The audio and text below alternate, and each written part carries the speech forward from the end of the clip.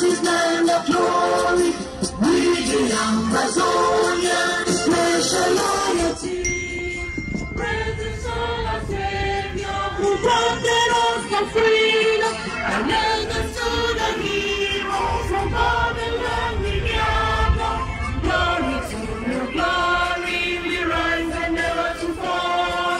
Here in a nation, flowing with death and harmony. Glory, glory, glory to the Father for making you a nation, a joy forevermore. Ambazonian, land of freedom, you shall live in plenty with our need. And your children shall be like the stars above. The Most High God be the watchman of this nation. Ambazonia, land of freedom, you shall live in plenty, meeting our need. And your children shall be like the stars above. The Most High God be the watchman of this nation. Awesome. I have spent 3 weeks traveling in the northwest and the southwest through a region that has been effectively cut away from public opinion because there is a curfew, there is no access to the internet, and the border to Nigeria is closed. And it is a region where war is being waged. Now, actually, tanks are being sent there. So when I was there, the region was totally militarized. And I could see myself, that is really marginalized. I mean, people really live in conditions I've never seen. So in my article, I simply described what I saw. About 4 months ago, I became acquainted with a guy whose love for mankind challenged him to question and stand up against the evil government of Cameroon, his country of birth. His courage and compassion inspired and encouraged me personally. Over the past couple of months, he has become one of my best friends and mentors. He has spent years writing and fighting injustice and human rights abuse in Cameroon. He has become a public enemy #1 to the regime that rules Cameroon. He challenges me more than any other person in the world, and I know he is going to do the same for you. So I am most honored, and I would be very grateful if you would help me welcome to the stage my friend, a no-nonsense warrior and prisoner for justice, who has impacted so many lives, and I know he is going to impact your lives today. Ladies and gentlemen, Professor Patrice Nganang.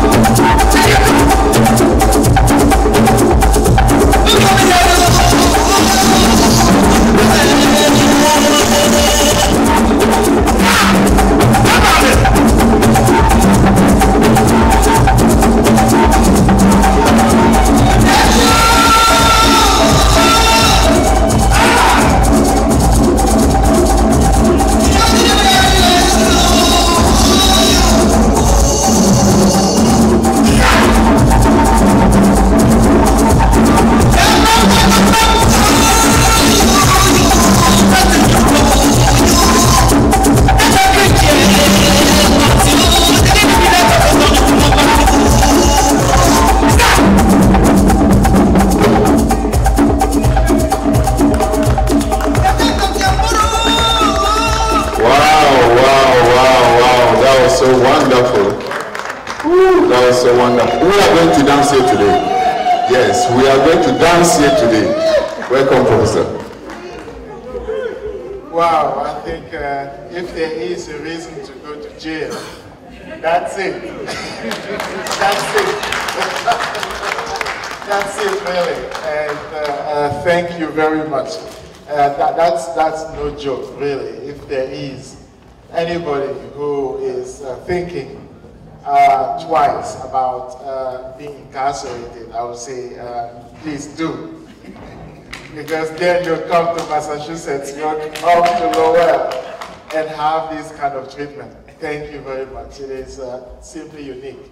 And you can imagine how touched I am, and you know yourself that I will tell that story every single way. And you know yourself that from my daughter to my wife to my family, everybody will know what you just did. And it is simply unique. Thank you very much. And thank you for, even before I received the citation from City Council, that is so momentous because it comes from their heart. And of course, I will also simply be too small to say what I feel. The thing is that at the end of all of it, I was thinking what makes somebody like me, a francophone, become an Ambazonian. Because we are all Amazonians, as I say and as I always say, we are all Amazonians.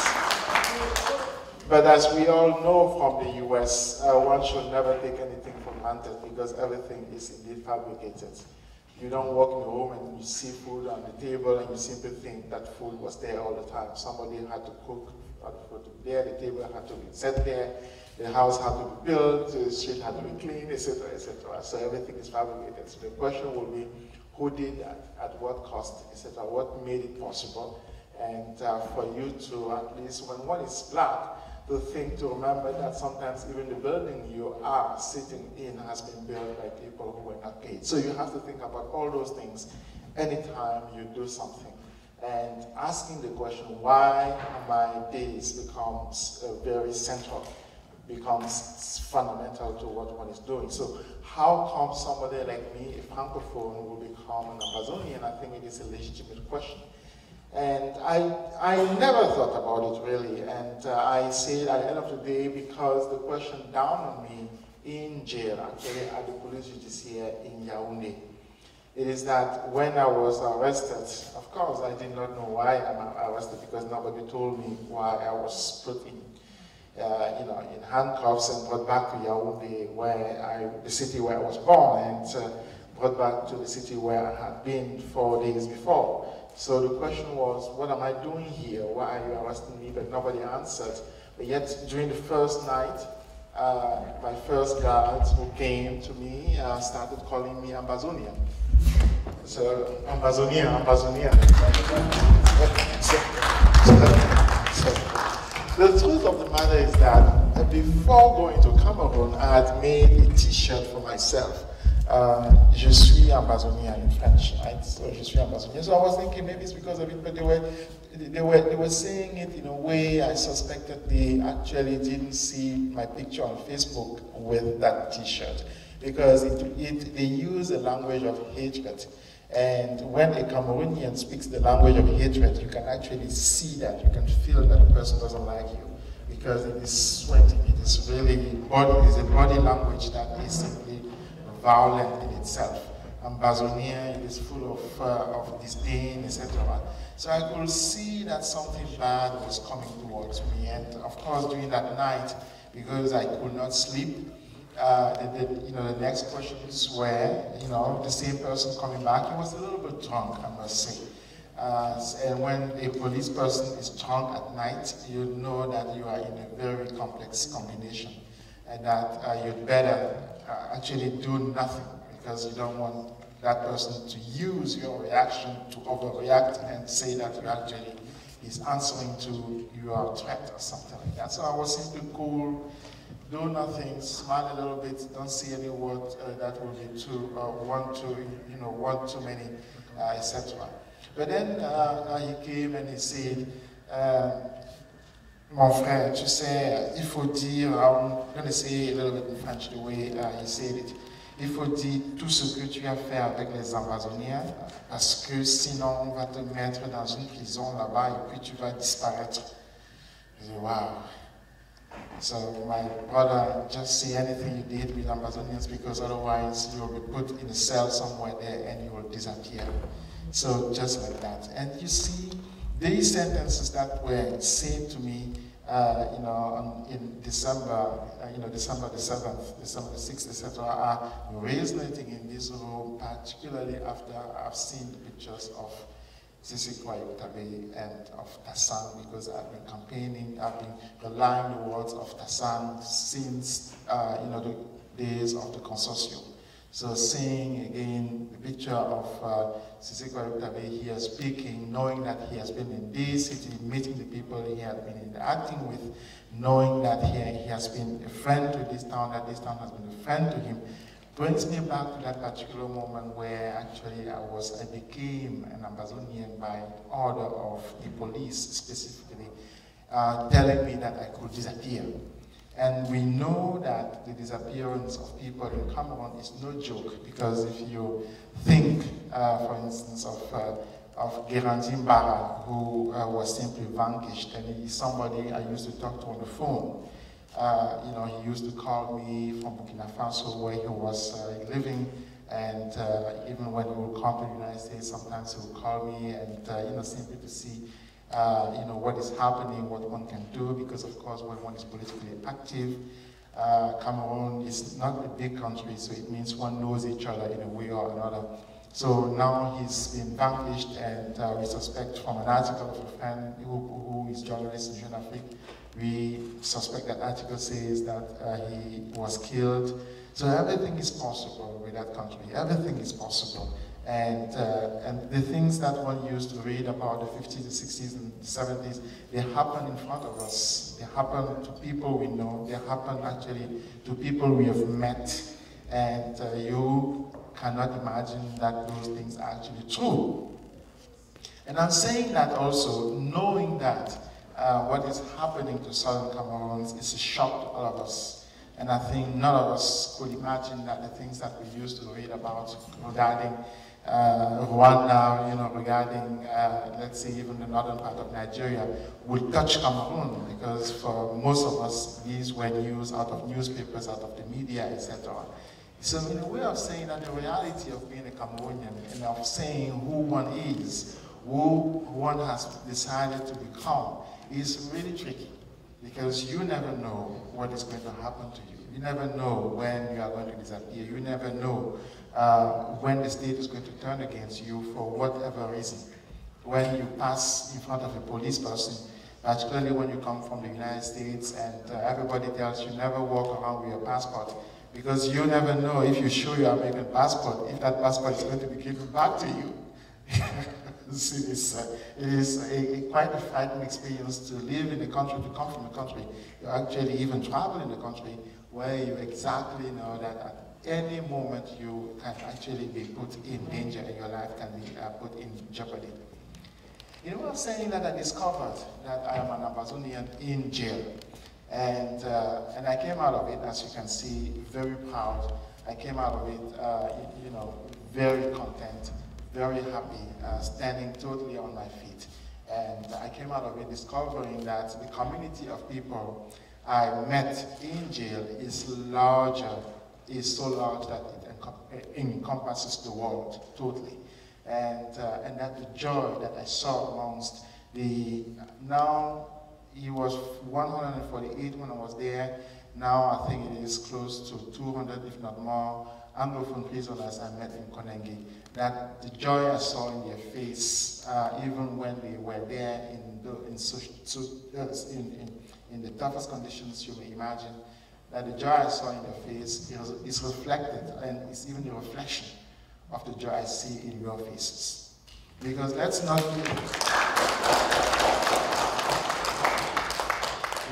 because let's not kid ourselves. One from Massachusetts was in jail with me, and it means I was in jail myself. It means, you know, I love you, but it may happen that one or two of you may land there too. One never knows. Sisuku was here, happens to be now in jail.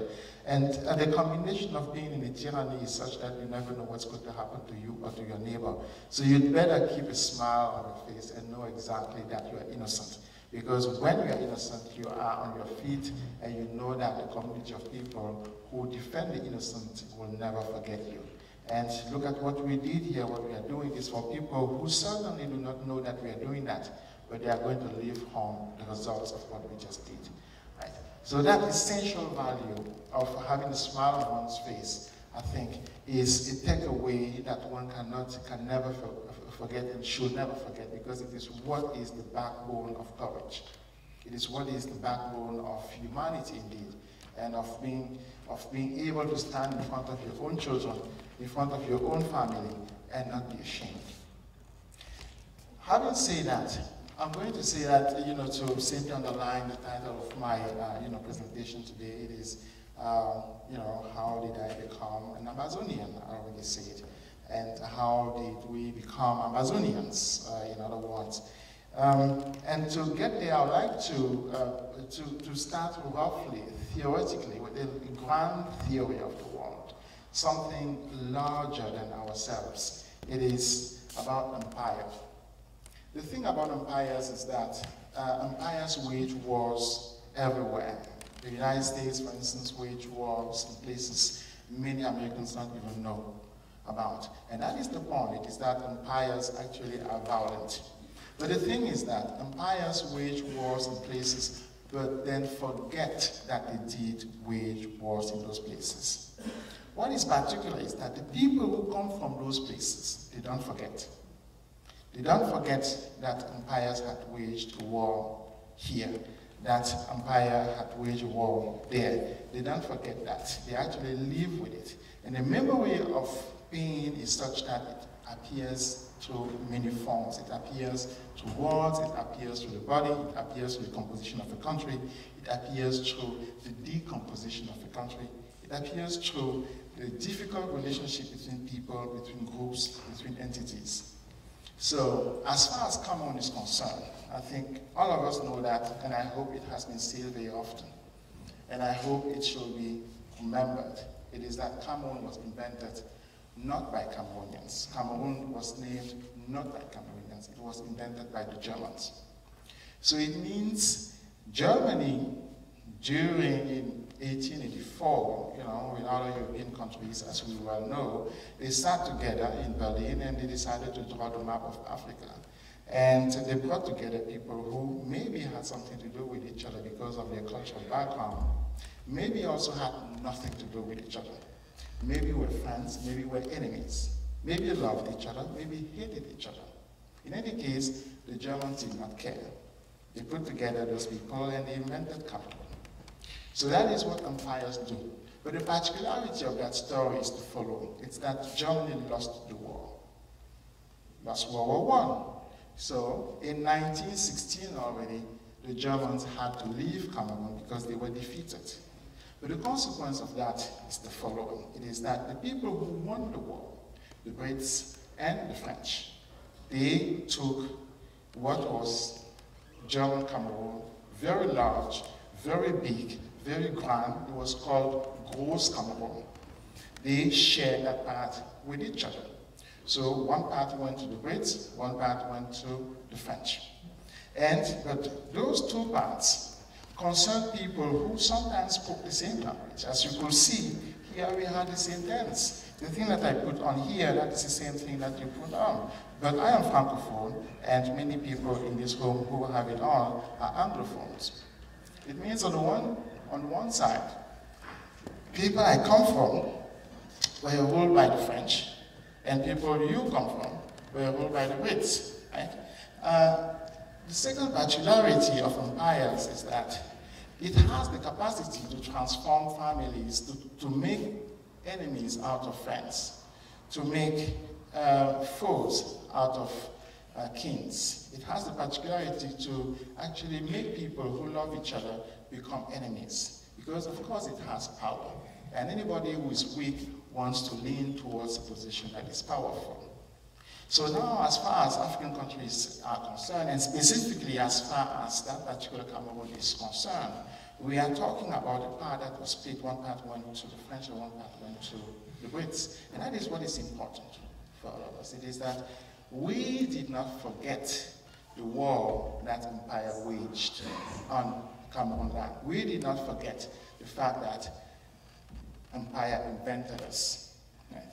But how did it continue? It is maybe a story we want to sometimes think about, because it is a story of how we were invented, how we became who we are. Right? We became who we are, not out of our own will. We became who we are because of the composition that empire decided that we should be. To make it maybe easier still, I'm going to take an example. I will take the example of a train. The train has many compartments, isn't it? So, as many of us, good in the US, it's sometimes complex. Many people don't take the train. We tend to drive, don't we? Yes, but I suspect most of us took the train once in a while. In the train, you have a compartment sometimes. You have large ones, but you also have small ones. The small ones, in general, have 6 people on it. Has anybody taken a train, a compartment with 6 people? Who hasn't? Who hasn't? Okay, all of us has, okay? So you can see in the behavior of anybody in that compartment. When you are 5 in the compartment, of course you feel that you are full already. But the compartment is meant for 6 people, not for 5. Anyway, when you are 5, you feel you are enough, or you spread your legs, you are happy, etc. And there comes a sixth person who wants to change the position of the bags. Suddenly you can see how the 5 people who are in the compartment league together against the 6th one. It is a natural behavior. It is actually a human behavior where they will actually become friends against the person they don't know, even though they don't know each other. They don't know each other, but they feel that person is threatening their own space because the person wants to take a new seat, the person wants to change the position of the bags, the person wants to spread his or her legs too, the person wants to use the table, etc. So they league and they have a feeling this person actually is doing too much. And I would like to take it, I would like us to always remember that as an example, as the backbone of what we have become, of what we are. Because it seems to me it summarizes the history of the relationship between the English and the French-speaking part of Cameroon. Remember, we were all invented by the Germans. Germany lost the war in 1916. In 1916, one part went to the French, one part went to the Brits. The part that went to the French decided to claim for itself the name Cameroon. It claimed for itself the name Cameroon, and it continued to do so. The consequence is that it had what one calls an inferiority.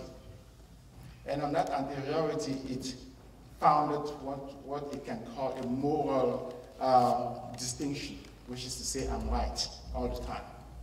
It is simply the fact of being the first in the compartment of a train. And it was in 1916. Now, the English-speaking part joined or came back in 1961, as we well know, right? So it means the English-speaking part was the 6th passenger coming to join the compartment, or coming back into the compartment. And you have the 5 ones saying, wait a minute, we are here already. Look, you are taking too much space. Leaguing against the newcomer. The human behavior wanting that they will exclude that newcomer. So if you have that metaphor, I think you understand the position of the Francophones, and you understand also the position of the Anglophones. It has a couple of consequences. One of the first consequences, of course, is that in 1960, the denomination of Cameroon was taken over by the Francophones, La République du Cameroun. It means any other denomination would have been another one, but the main one was taken already. So choose your name. I grabbed the name already. Right? There are other consequences. The second one will certainly be the population. I say that in that compartment you had 5 people. So when you have 5 people, obviously they claim hegemony because they think that they are in a position of superiority. Right? You can add other consequences on it, but these are the most important one I will see, because they found something that one can call power. But I will say that power is elusive. You remember, we were all invented by the Germans. So it is elusive because no one can claim any authenticity. No one can claim any right that will be so important as to exclude the new passenger who came into the train. Because all of us have been invented by the Germans anyway. All of us are the memories of a war that was started by empire, right? But still, that precedent removed from the Francophone point of view. Right? I'd like us to maybe understand what is going on in the mind of a Francophone who becomes an Ambazonian. That's what I'm working on. That precedent gives the Francophones a feeling of having the power to exclude the Anglophones who just join into the train, into the compartment of the train, even though that power is elusive in its own constitution. Right?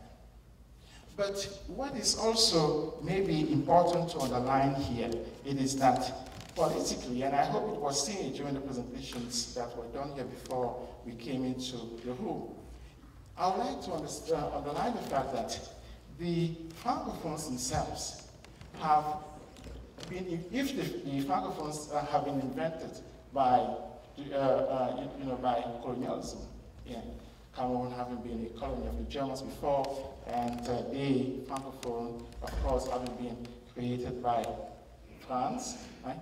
The Anglophones, and I use the term from the Francophone point of view, the Anglophones have been invented by the Francophones. Here's the reason.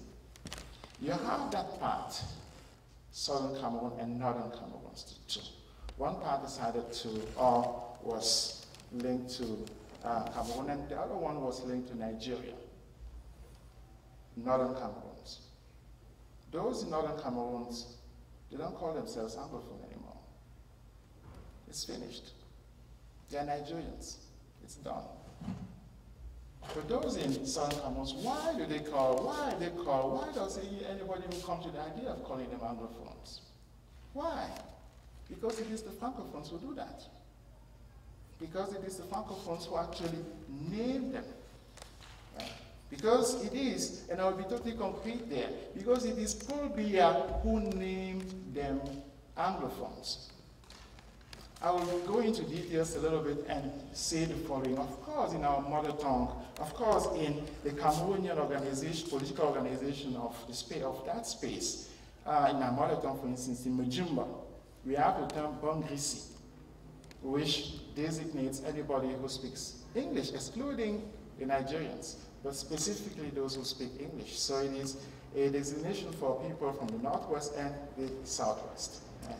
So that one we know. But specifically on February the 4th, 1984, I don't know if you read that decision taken by Biya. It was a decree that he took to not only change the name of Cameroon to make it become La République du Cameroun, as you well know, on February the 4th, 1984, but during that time, it was a time of 2 months, he took 4 specific decisions, 4 decisions I would like us to always remember. The first was not even the decree we all know. The first one was practically a propaganda, a change in the propaganda machine that he uses. And you well know that Cameroon works more on propaganda than it works on the law. I think I'm not saying something wrong when I say that Cameroon is a propaganda machine systematically. And for those of you who have somehow my age, you may remember that there was a shift between what they used to call national unity towards what they will now call national integration. You see, you remember that. What was the consequence of that shift? Because if you take national unity was the conclusion of a long process that included federalism. National integration, as they were saying, was that now federation is not necessary anymore. But now what is going to happen is that you are going to be integrated into what? Into what then? Into a country that is made of tribes. That is the point. But to be integrated into a country that is made of tribes, you need to become a tribe yourself. So it means the Anglophones, the Mbogisi, became a tribe to be counted as tribes. And for anybody who looks at Cameroon like Americans do, coldly, you realize that you have 4 tribes, 4 political tribes. The first, I'm not doing by ranking, I will simply say mathematically like this. I may forget because I don't have my notes, etc. The first, you have the Magida, northeast. Right? You have the Beti, you have the Bamileke, and you have what, from my point of view, is called Nkwa. Yeah, the other ones who are the Beti, the Douala, etc. So you have 4 tribes. Did I forget anyone? So the Bassa are inside Nkwa, isn't it? Yes, the Sawa are inside Nkwa. So the Beti too, they're inside Nkwa. So you have the Magida, Wajo, Magida is the same, isn't it? So Northeast, Wajo, Magida, that's 1 tribe. You have Bamileke, you have Beti, and you have Anglophones. So it means the concept of national integration meant that now the Anglophones became a tribe because they now will be fitted inside the machine that will constitute power. And that is essential because, and we'll see what ramifications it took in the Constitution, in the fabrication of power, because as we well know, what the slide that happened from 1983 practically until today is a slide inside into a tribal state. Right? But the first decision in 1984 I was saying was propaganda. The second, of course, was in terms of denomination. So the Republic of Cameroon, which means a slide back into the Francophone version of the denomination of the state. Right? The Republic of Cameroon being the name that Cameroon gave itself. The French part of Cameroon gave itself, and I'm saying Cameroon because between 1960 and 1961, of course, Southern Cameroon was not Cameroon. And so that Cameroon gave itself when it became independent, La République du Cameroon. The third consequence of those years was what I would call administrative, practically, which is that maybe I should, before I come there, I should say why Paul Biya felt that he could do that. You remember in January, it was January 14, 1984, isn't it? There was an election. We won by 99%, election anticipate, that's how it was called during those years. Anybody who was older than me, election anticipate, that's what it was called, right? Exactly. So he felt he had a mandate based on those 99.99% that he got, being the only candidate of an election where any form of opposition was wiped out. In any case, out of it, he came with a vision that he had a mandate to transform the state, but basically a mandate to eradicate whatever Ayejo had done before him. To eradicate, to actually, I would say, liquidate anything that Ayejo had done before him. And the third decision that he took was to transform what was before a federal state, a state that in a sense became a unitary state, into something that will dismantle the administrative structure that kept that sense of federalism, the balance of power, etc., alive. A footnote to that is the following. During the election of 1970, Daniel Muna was the VP on the slot for the presidential election, even though it was the one-party system, but still, the Anglophone was number 2. In 1984, that vision was not even thinkable anymore, but he replaced it with a fig leaf, which is the creation of his party in Bamenda, things like that, just to close people's eyes, those kinds of fig leaves. But in any case, to liquidate anything that, in terms of administrative structure, kept a vision of a federation still alive. And the position of a VP was essential in that. You can hold on to today and you see the position of an Anglophone in government. Which he will come back again and complete this lesson he was giving us. In short, I just fell short of coming with my notebook. I should have been taking down very important points from what he said. But I was able to store some in my head. Thank you so much.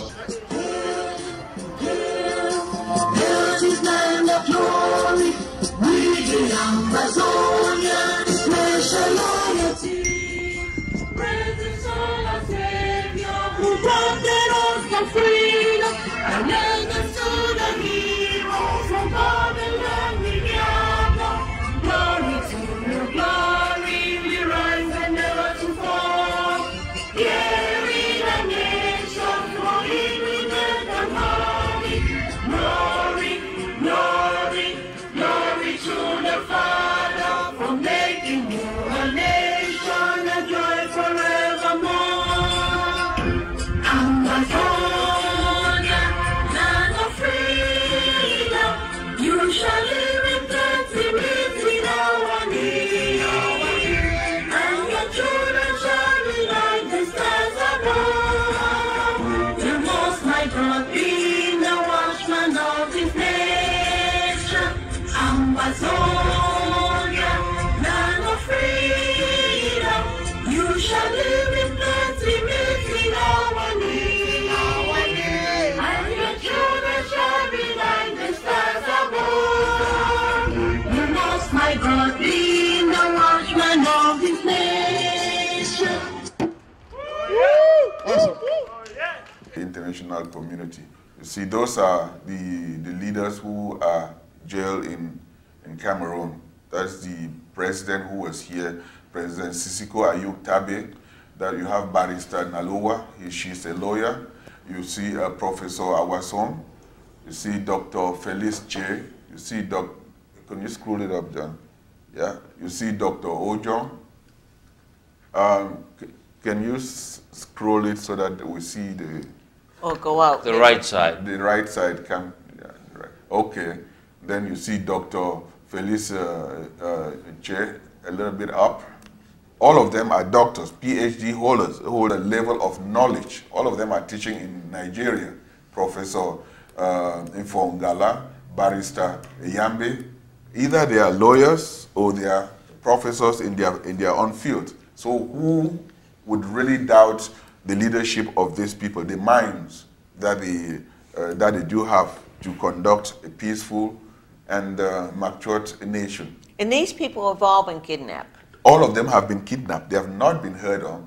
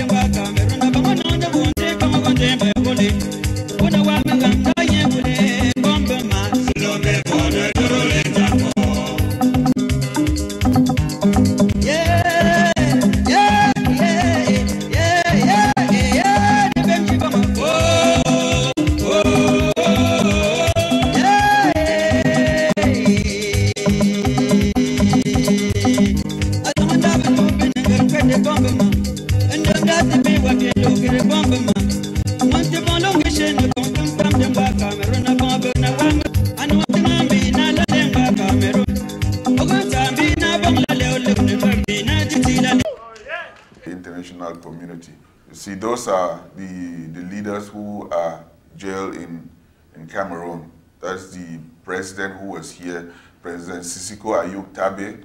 That you have Barrister Nalowa, she's a lawyer. You see Professor Awason. You see Dr. Felice Che. You see can you scroll it up, John? Yeah. You see Dr. Ojong. Can you scroll it so that we see the... Or go out. The right side. The right side. Yeah, right. Okay. Then you see Dr. Felice Che a little bit up. All of them are doctors, PhD holders, hold a level of knowledge. All of them are teaching in Nigeria.